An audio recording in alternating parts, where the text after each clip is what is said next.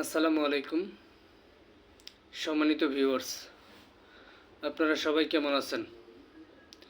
আশা করি আল্লাহর অশেষ রহমতে আপনারা সবাই ভালো আছেন এবং যারা ভালো নেই তাদের জন্য মহান রবের নিকট প্রার্থনা করছি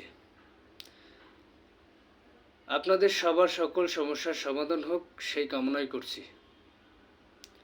তো আজকে আমি আপনাদের মাঝে এমন একটি বার্তা পৌঁছতে চাই যেটা হয়তো আপনারা সবাই বোঝেন, জানেন।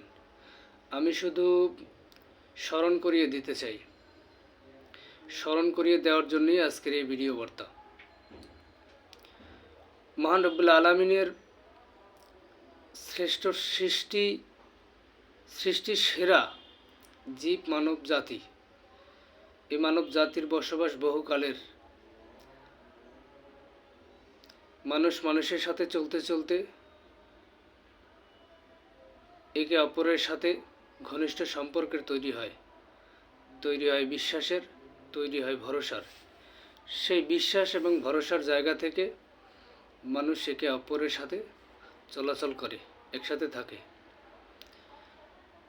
তাদের বিশ্বাসের জায়গা থেকে তারা নানান কথোপকথন, মনের সুখ দুঃখের কথা বিনিময় করেন। চলার পথে মানুষ মানুষের সাথে দ্বন্দ্ব হয়, হিংসার শিকার হয়, বিভিন্ন ষড়যন্ত্রের শিকার হয়। মানুষ ভুলের ঊর্ধ্বে নয়, মানুষেরই ভুল হয় বিদায় মানুষ মানুষই। আর যখন মানুষ মানুষের সাথে চলতে গিয়ে ভালো সম্পর্কের তৈরি হয়, সেই সম্পর্কের জায়গা থেকে যে কথোপকথন, সুখ দুঃখের কথা শেয়ার করে, সেই কথাগুলো একসময় বিষে পরিণত হয়।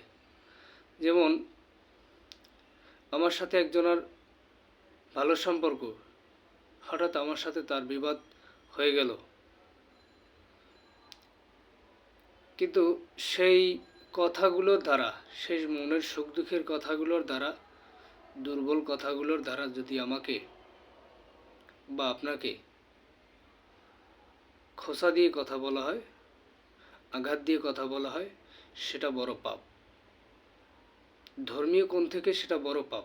কেননা আপনার সাথে যখন মৈত্রীর বন্ধন ছিল, ঘনিষ্ঠ সম্পর্ক ছিল, তখন সুখ দুঃখের কথা শেয়ার করা হয়েছিল। যখন আপনার সাথে আমার বিবাদ, ঝগড়া, দ্বন্দ্ব যাই বলেন, সেটা তৈরি হওয়ার পর পেছনের কথা দিয়ে কাউকে আঘাত করা ঠিক নয়। এইসব ব্যাপারে সবার সচেতন থাকা উচিত। কেননা ঝগড়া বা তর্কে আমার জেতার জন্য বর্তমান পরিস্থিতি অনুযায়ী যখন বিবাদ হবে, বিবাদ থেকে শুরু করে সমাধান পর্যন্ত যে কোনো তর্কে যাওয়া উচিত। কেননা সম্পর্ক থাকার সময় যেই কথাবার্তা, যেই কথোপকথন, মন্তব্য, যাই সুখ দুঃখের কথা শেয়ার করা হয়েছে, সেই কথা দিয়ে কাউকে আঘাত করা উচিত নয়। এ ব্যাপারে আপনারা সবাই সচেতন থাকবেন, সতর্ক থাকবেন। মানুষের সব সময় পাশে থাকবেন, মানুষের সেবা করার চেষ্টা করবেন, কখনো কথার দ্বারা আঘাত করবেন না। এই ব্যাপারে আমার একটা কথা, যে কথাটি দ্বিতীয় জনকে বলা যায় না, সেই কথাটি প্রথম জনকেই বলা উচিত নয়। তো আজ এ পর্যন্ত। ভালো থাকবেন, সুস্থ থাকবেন।